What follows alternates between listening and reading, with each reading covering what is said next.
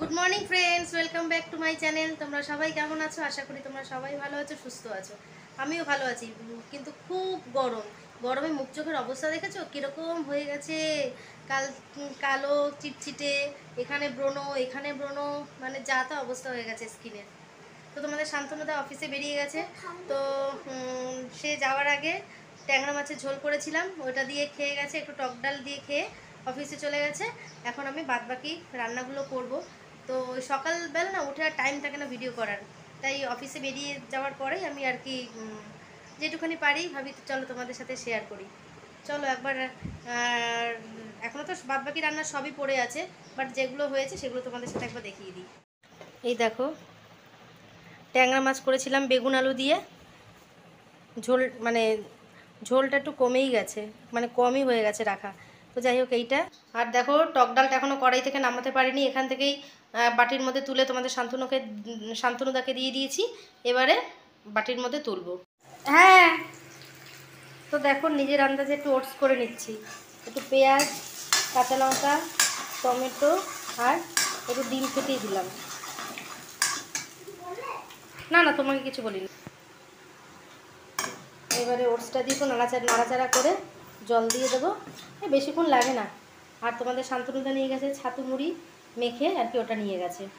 এই দেখো আমি ওটস নামিয়ে নিয়েছি, এখন খাবো। তো তার আগে মাম্মামকে ব্রাশ করিয়ে স্নান ফান করিয়ে দেবো, কারণ একটু পরে টিচার পড়াতে আসবে। আগে ব্রাশ করে তারপরে মাম্মাম সকালে খাবারটা খেয়ে নেবে। এইমাত্র জাস্ট উঠলো, ব্রাশ করে সকালের খাবার খেয়ে তেল ফেল মাখিয়ে স্নান করি।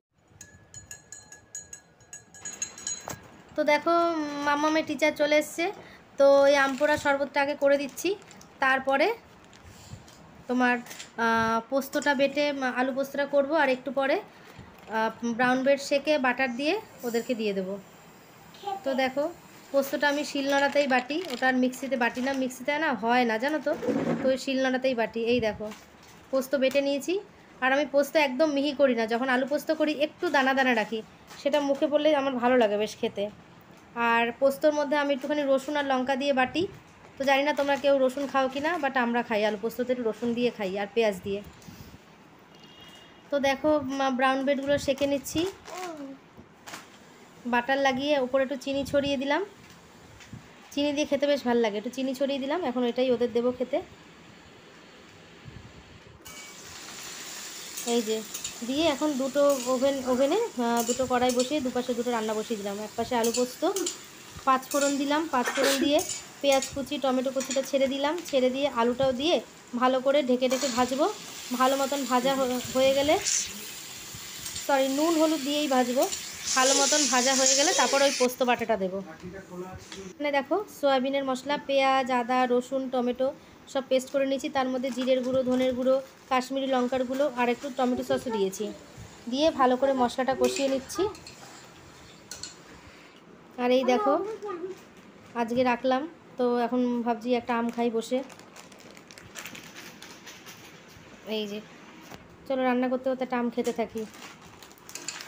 আর এই যে সোয়াবিন দিয়েও এখন আমি ভালো মতন কষাবো।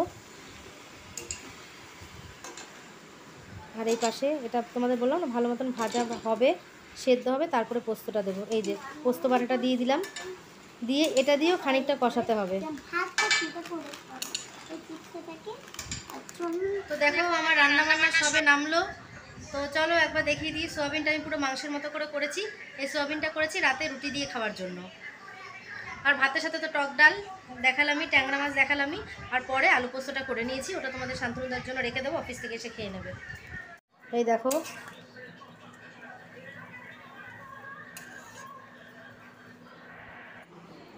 আর এই যে আলু পোস্ত নেমে গেল, সয়াবিনও নেমে গেল, ব্যাস সব রান্না আমার কমপ্লিট। তো গুড ইভিনিং ফ্রেন্ডস, এখন বাজে 5:30। এখন মাম্মামকে নিয়ে বেরোবো, নাচের প্রোগ্রাম আছে। তো মাম্মামকেও রেডি করে নিয়েছি। তোমরা কমেন্ট করে বলো মাম্মামকে কেমন লাগছে। তো নাচের ভিডিও আবার একটা পরের ভিডিওতে তোমরা পাবে। তো চলো টাটা।